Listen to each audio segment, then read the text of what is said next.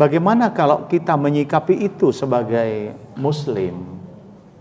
Apakah kita diam? Apakah kemudian kita biarkan kehidupan itu? Rasul memberitahukan, kalau engkau punya power, hentikan dengan power itu.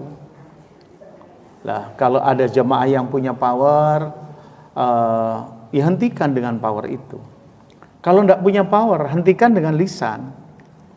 Ya, dengan kita bercengkerama, menghentikan langkah-langkah negatif itu dengan cara yang baik. Karena wa yanhauna 'anil munkar itu harus dengan bil ma'ruf, bukan dengan kemungkaran pula. Lah, kalau tidak punya kemampuan untuk lisan, maka hentikan dengan doa. Karena yang akan merubah peradaban itu mesti Allah. Tetapi Allah akan merubah itu kalau kita meminta kepada Allah.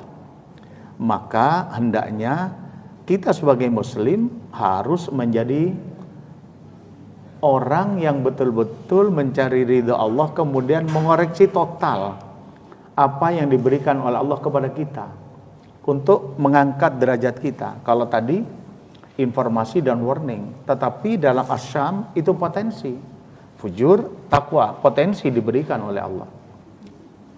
Maka apa yang harus kita perbuat?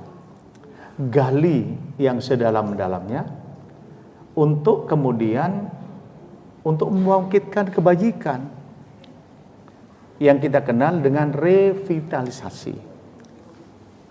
Jadi kalau kita harus dimulai dengan apa? Dengan intern kita. Dalam tubuh ini ada internal, ada eksternal. Bagaimana peradaban kota nanti kalau dibiarkan? Secara kebetulan besok ini kalau Allah tidak merubahnya, saya dapat kiriman dari Pak Edi bahwa besok dunia pendidikan itu presiden terpilih itu memilih Muhammadiyah. Jadi memilih Muhammadiyah untuk menakodai pendidikan. Padahal dunia pendidikan sudah kecamuk kayak begini, dimasuki dengan hal-hal yang negatif itu. Maka apa yang harus kita perbuat? Ayo rubah mulai dari kita. Saya menyatakan pada teman-teman, kalaulah kepercayaan itu diberikan dunia pendidikan itu kepada Pak Mukti, Prof Mukti, maka kita ikut menjaganya sebagai orang yang berada dalam bingkai yang sama. Jangan sampai dunia pendidikan itu dimasuki itu. Lah sekarang lagi masuk pula di dunia pendidikan itu adalah permen.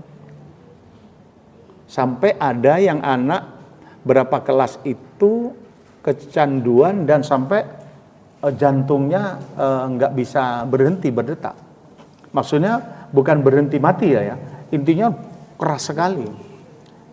Lah, ini yang saya katakan perubahan itu dalam postmodern dengan berubahnya ini yang dulu kita nggak tahu ada ini, padahal di dunia pengajian aja muncul wanita yang tidak pakai busana kan gitu ya. Lah, itu muncul dari diri kita. Harus itu dari kita. Lah, kenapa harus dari kita? Ya, Allah tidak merubah kan? Allah tidak akan merubah kita kalau kita tidak punya keinginan untuk merubah. Paham itu ya? Pak.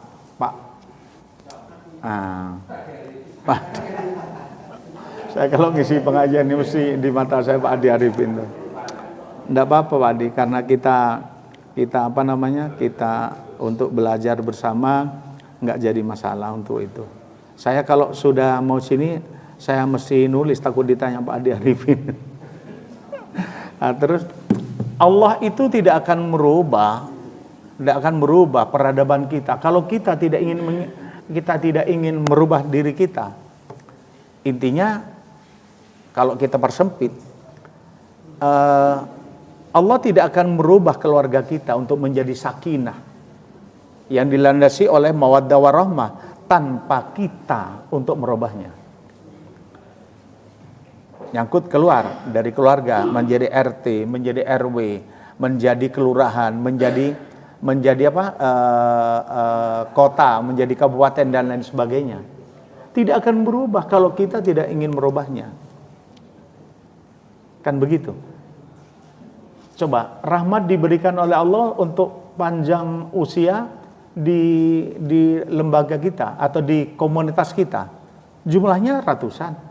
Tapi yang masuk masjid 2 paling ini, kalau di sana paling mungkin ya samalah.